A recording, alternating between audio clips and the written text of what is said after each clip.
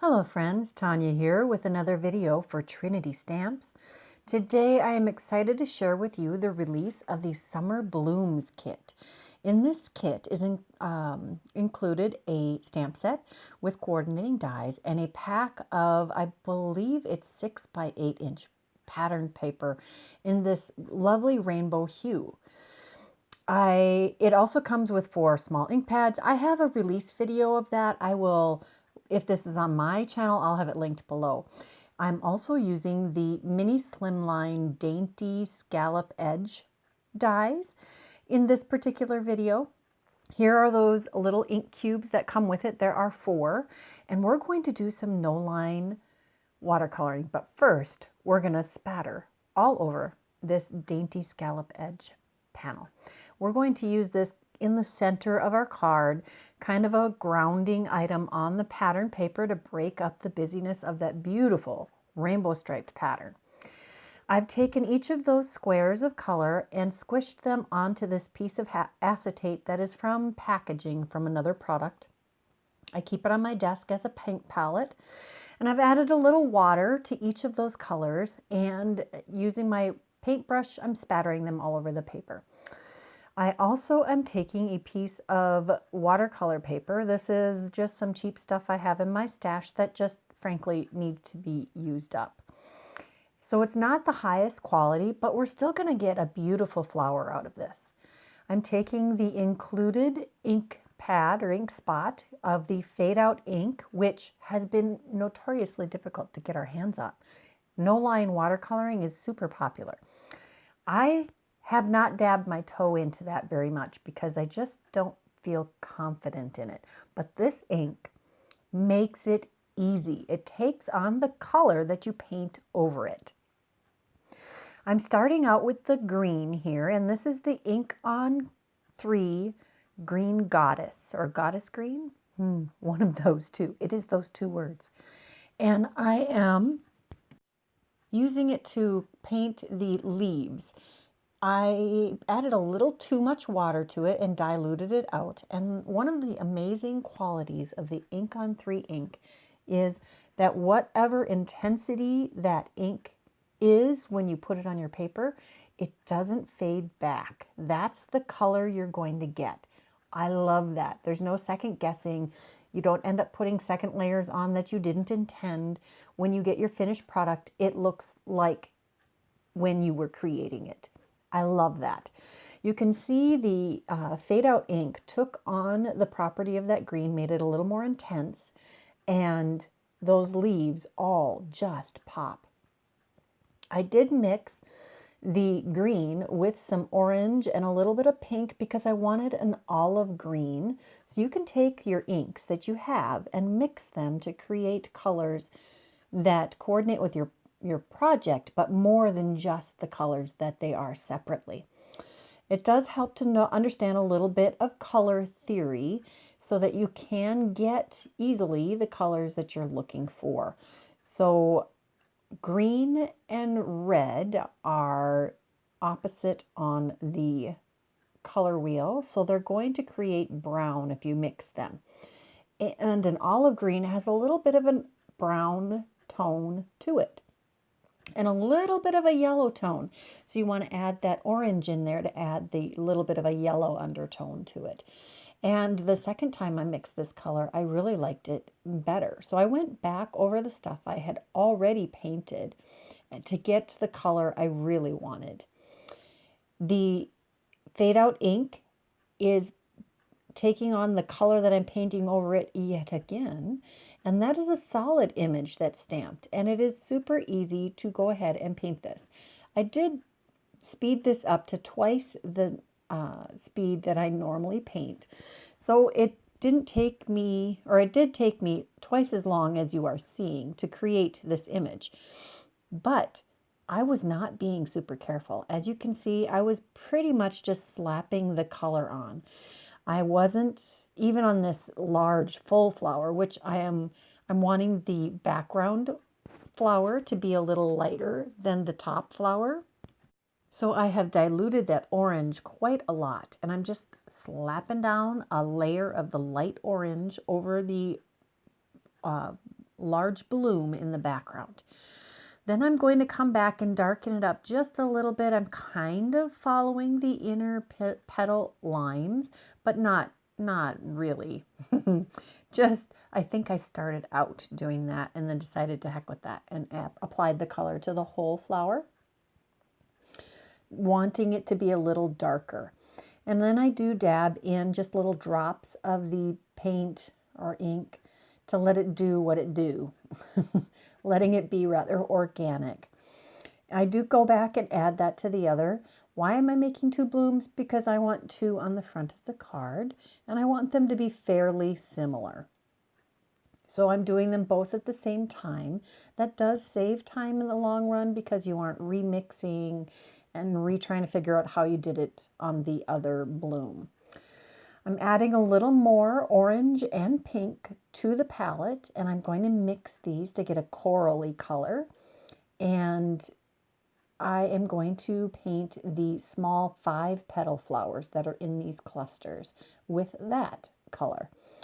Just going to go through and paint all 4 of them at the same time. You can again see the fade out ink taking on the property of whatever color you're painting on top of it, which makes this super easy to do note line coloring. You could be so much more intricate than I am on these. You could take your time and use some smaller brushes, do more drying time between. Use that nooks and crannies method where you come back and just darken the nooks and crannies to add more depth and detail. You could do this as detailed as you want. You could take a rainbow of color and paint each of those petals a different color on the large rose. The possibilities are endless. I think that's why florals are so popular, because your freedom in color choice and method of coloring is so wide. It's just one of the most versatile type of image. Anything natural or organic has a little more freedom. I do really love this kit in that it's all color coordinated. All of the pattern papers coordinate with the ink pads that were provided, and it really helps make this kit easy to use. I do love that they included that fade out ink because I haven't been able to get my hands on it. I know other people have used things like the antique linen ink from Tim Holtz, and I did try that myself, but it doesn't do the same things that this fade out ink does. I might have to get that in a full-size pad whenever I can get my hands on it. These last pieces, I'm not sure if they're supposed to be berries or another kind of foliage or a bloom. I'm making them bright pink because I think that adds some balance to this, balance and cohesion to this floral image. I think it's adorable. We're just going to add a little bit of darkening pink in the center of the 5 petal flowers and on the inside bottom edge of the berries or flowers or whatever we're going to call those. I'm going to pick up what little of that olive green that I mixed is left on the palette and add these stems to those round pieces. I did set this panel aside to let it dry naturally. Yes, shocking, I did not use my heat gun.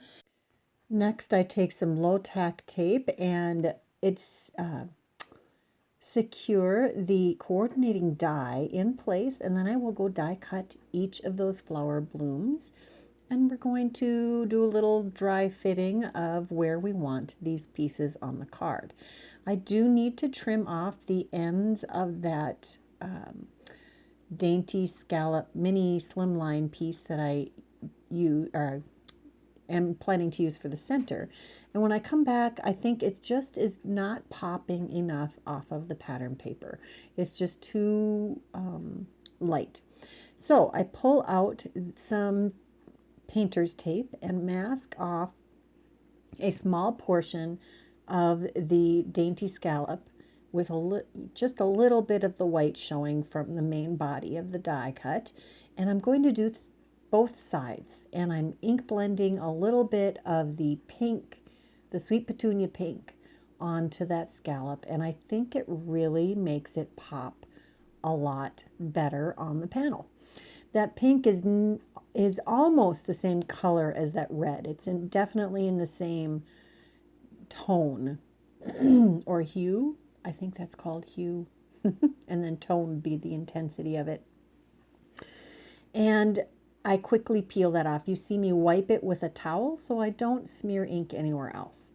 I did adhere some coaster blank on the back of the piece of pattern paper. You could either use the modern embossed A7 rectangles to die cut that, or because I was trying to limit what I was using so that it would be just what was in the kit content, I did use one other die set. I wanted to limit the products I used, so I did cut that to 4.5 by 6.5. And I'm adhering all of these pieces to the card base, which is a 5 by 7 or an A7 card base. And using 2 layers of coaster blank behind one portion of the flower bunch that's hanging over the dainty scalloped panel that we created. I'm really loving how the spatters on the center panel make that blend in or coordinate with the watercolored flowers. Next, the gems that come in the Summer Blooms kit are called Summer Sparkles. They're all of these iridescent gems that come in 4 different colors here. I'm showing you the largest of each color, and there are 3 or 4 sizes in each color. I love them. I am using the heck out of these things. I don't know how long they're going to last me because I've put a bunch on several cards already. I'm only showing you one card today. I have a few more coming up. Just going to add a little dab of the Bearly Arts Precision Glue to secure each of these little gems.